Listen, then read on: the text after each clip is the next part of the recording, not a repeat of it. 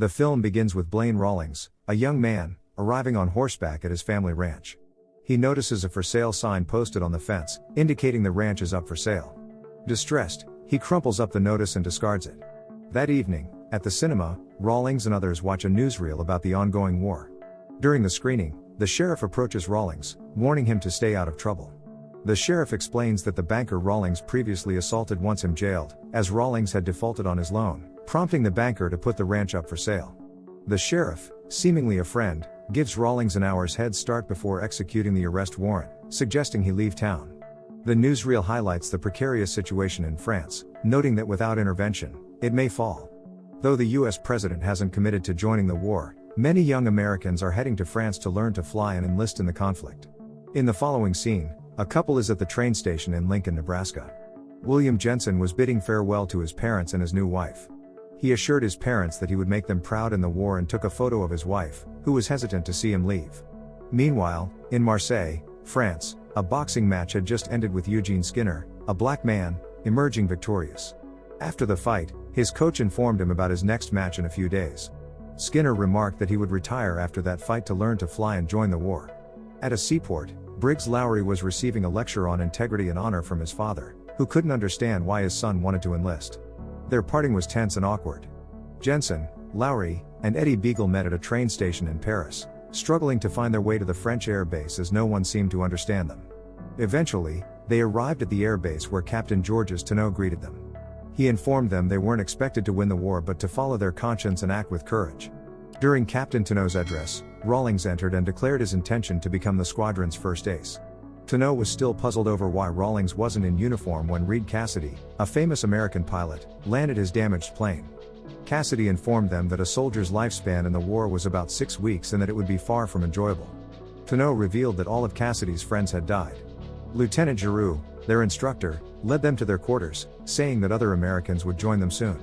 The building was enormous and would be their home for the duration of the war. During the tour, a lion suddenly jumped on Rawlings. While he struggled, Cassidy arrived, whistled, and the lion returned to him. It was Cassidy's pet. Cassidy would be leading the American squadron. As they were assigned rooms, Lowry and Skinner were paired together, but Lowry refused to room with a black man and was given a different room. Skinner and Rawlings ended up being roommates. When they were unpacking, Rawlings mentioned that he had heard it was lucky to rub a black man's head. In the evening, the group decided to check out the bar. There, they noticed that pilots' kill counts were recorded on a board. A soldier approached them and said they couldn't stay at the bar since none of them had achieved any kills yet. As they started to leave, the soldier rubbed Skinner's head, prompting Skinner to knock him out with a single punch. Cassidy intervened and asked them to leave the bar. Over the next few days, they attended various lectures on aeroplanes and flying techniques. Rawlings was the first in the group to take flight, followed by the others. When they learned how to shoot, Rawlings excelled rapidly, impressing Giroux. On the other hand, Beagle struggled, so Rawlings was assigned to fly with him once to teach him. During their flight, the plane's engine failed because they had run out of fuel, forcing them to make an emergency landing. Upon landing, they crashed into a tree and lost consciousness. When Rawlings came to, he found himself surrounded by beautiful women. Feeling disoriented, he attempted to stand up as Beagle entered the room, telling him to take it easy. They had ended up in a brothel, where the women had found them after the crash and were taking care of them. One girl in particular stood out, Lucienne. She was the one who later took Rawlings to a room and treated his injury. Rawlings tried to talk to her, but she didn't understand him. Eventually, he gave her a flower to convey that he found her too beautiful to be a prostitute. Their comrades located the crash site and came to rescue them. The following morning, new American recruits arrived, including Nunnan Porter, who was known for his religious nature. Rawlings and others gave them a tour of the place. A month passed before the new airplanes arrived for the American pilots, who were then allowed to personalize them. Rawlings chose to have his family's ranch symbol painted on his plane. Now equipped with their own aircraft, it was time for them to enter the war. Their first mission was to escort a French bomber to Jamertz to destroy a German base. That night, the atmosphere was heavy as the young men contemplated the reality of war. As the squadron leader, Cassidy had the duty of informing the pilots' families if they died. Rawlings mentioned he had no next of kin, being the last surviving member of his family. The following morning, Cassidy called Beagle and Rawlings before they departed and handed them a small hammer and a gun. He explained the hammer was for quick repairs if the gun jammed. Then, he outlined their options if their plane caught fire mid-air: stay and burn, jump out, or use the gun for a quick end. He wished them luck as they set out. Unbeknownst to Rawlings and the others, Lucienne watched from the field and counted the planes as they took off. At first, the new pilots appreciated the beautiful French landscape below as they flew, but soon they entered the war zone. They were suddenly ambushed by German forces, leading to an aerial dogfight. 2 pilots were killed, but none managed to land his plane safely despite engine trouble. However, a German pilot called the Black Falcon followed none and shot him down. This made Rawlings and the others very angry, but Tenno said that in war, anything goes and Rawlings should accept it. It was a tough initiation for the new pilots. That night, they were invited into a bar as official fighters. Rawlings was still upset about the battle and the deaths. Cassidy told him to move on and not be sad about things he can't change. Rawlings went back to his room. The next morning, the boys went to a brothel. Rawlings only wanted to see Lucienne, but she wasn't there. The owner said Lucienne was just visiting to trade berries for chocolate. Rawlings was happy and found her at the back of an old building, playing with children. They tried to talk using the little English Lucienne knew and Rawlings read from his small French book. Rawlings asked why she pretended to be a prostitute when they first met. Lucienne shared her fears with him, worried he might not survive the war. She revealed that the children were actually her brothers, but their parents had been killed in the conflict, leaving her as their sole guardian. After a brief conversation, Rawlings decided to cheer the children up by giving them a ride on his horse before heading back to his base. A few days later, during another battle, Rawlings and Potter scored their first victories by downing some German planes. Rawlings then pursued Wolford, a German pilot. After an intense chase, Rawlings caught up, but his gun jammed, leaving him exposed. Wolford spared him as a form of apology for what the Black Falcon did to none. That evening, at the bar, Rawlings recounted his encounter with Wolford to Cassidy, who cautioned him to be more careful next time as he might not be so fortunate again. That night, Jensen experienced PTSD and was grounded until he recovered fully.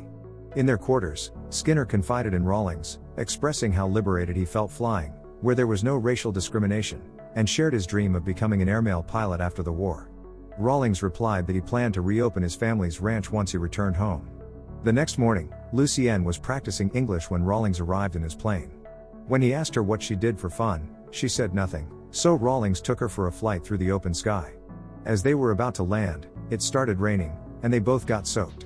Seeking refuge beneath the trees, Lucienne read a letter she had penned to Rawlings. It mentioned, "It's not good for me to like you," and when Rawlings inquired why, she replied that it was due to her concerns. Later, in the house, the youngest child gave Rawlings her doll as a lucky charm. When Lucienne admitted to being frightened, Rawlings revealed that he, too, was anxious about the war. They were drawn to each other and their feelings of love were blossoming. Upon returning to the base, Rawlings encountered an unexpected situation. Beagle was on trial for forgery, having been reported by Lowry, with the commander suspecting him of being a German spy. His lack of combat kills didn't help his case. Rawlings advised Beagle to confess the truth, which led Beagle to admit that he had robbed a bank with a toy gun back in the States, a claim supported by Cassidy. Beagle was acquitted when the group voted unanimously for him to stay. German aircraft targeted French civilians on the move, prompting American pilots to intervene. They successfully intercepted the German planes. Both Lowry and Skinner achieved their first kills, with Skinner coming to Lowry's aid when he was under German attack. Rawlings also ended up killing Wolford after initially showing him mercy. Beagle's plane was shot down, crashing into the battlefield, but Rawlings found him alive and resolved to rescue him. He landed behind the French lines and, with the help of a ground soldier, reached Beagle's location. Beagle's hand was trapped under the plane, forcing Rawlings to amputate it to save him. Despite intense gunfire, he managed to drag Beagle to safety. At their base, Lowry, who had always disliked Skinner, decided to make amends and offered to share an old bottle of wine he had stolen from home. That night, Rawlings, feeling uneasy, went to the bar for a drink. There, he and Cassidy had a conversation in which Cassidy advised him to move on from the past and live in the present. Rawlings learned that Cassidy was still fighting to avenge his friends killed by the Germans, and he had only one target left, the Black Falcon. One night, Rawlings received news that German troops were heading toward Lucienne's village. He took a plane without permission to rescue her. Upon arrival, he first ensured the children's safety but was delayed in returning as the Germans had already reached Lucienne's house. Lucienne hid in the bushes and eventually made her way to Rawlings' plane. However, the noise of the starting plane alerted the German soldiers, who fired at it, injuring Lucienne. Rawlings immediately flew her to the base hospital and stayed by her side while she was unconscious. Once she woke up, she had to be transferred to a larger hospital away from the base, and the children were sent to live with a newly found uncle. Rawlings pledged to visit her at the hospital. The base received news of a German Zeppelin advancing towards the French residential district, prompting them to intercept. In the skirmish, Porter was killed and Cassidy was injured by the Black Falcon. Cassidy, however, managed to crash into the Zeppelin, destroying it but sacrificing himself in the process. A brief service was held to honor Porter and Cassidy. Afterward, Rawlings decided to go visit Lucienne at the hospital in town. Upon arrival, he discovered the town was being evacuated and could not locate Lucienne. He searched extensively and was about to leave in despair when he heard a familiar voice. Turning around, he saw Lucienne and her family. They embraced, and Lucienne explained they had to leave because the Germans were advancing. She informed him they were heading to England. Rawlings commented on her improved English, to which she replied, "I try." Rawlings promised to find her after the war, suggesting they meet in Paris to see the lights. Lucienne assured him he would always be in her heart and thoughts. They shared a long kiss, and before their carriage departed, Lucienne urged him to be careful since she wouldn't be around to count the planes anymore. Now as the squadron leader, Rawlings and the other pilots were assigned to escort a French bomber to Jamertz. Jensen had recovered, and Beagle was also well enough to fight. As they neared Jamertz, the Germans launched an attack. Lowry's plane caught fire, forcing him to take his own life. During the chaotic dogfight, Skinner and Rawlings downed the German planes after Beagle scored his first kill. The bombers successfully dropped their loads on Jamertz, obliterating the base. However, Rawlings wasn't finished. He flew to another German base, destroyed their planes and quarters, which prompted the Black Falcon to pursue him. The chase was intense, with both pilots displaying their evasive skills. Rawlings eventually lined up a shot on the Black Falcon, but two German pilots intervened, diverting his attention and giving the Black Falcon an advantage. With help from Skinner, Jensen, and Beagle, Rawlings managed to fend off the two planes but exposed himself to the Black Falcon, who injured him. The Black Falcon then flew alongside Rawlings, taunting him as he prepared to deliver the final blow. Just before he could, Rawlings maneuvered next to him, extending his right hand outside the plane, holding the pistol given to him by Cassidy. Using it, he shot and killed the Black Falcon, avenging his friends and Cassidy. Rawlings and his comrades then returned to base. The movie concludes by revealing what the American pilots did after the battle. Jensen flew for the remainder of the war, went back to Nebraska, and received a hero's welcome. Skinner joined the U.S. Army but couldn't fly due to racial discrimination and later joined the airmail service. Beagle married an Italian woman and started a flying circus. Rawlings moved to Paris but couldn't find Lucienne. He ultimately built one of the largest ranches in Texas, though he never flew again. Don't forget to subscribe and turn on the notification bell if you want to watch more videos like this. Thanks and see you again soon. Take care.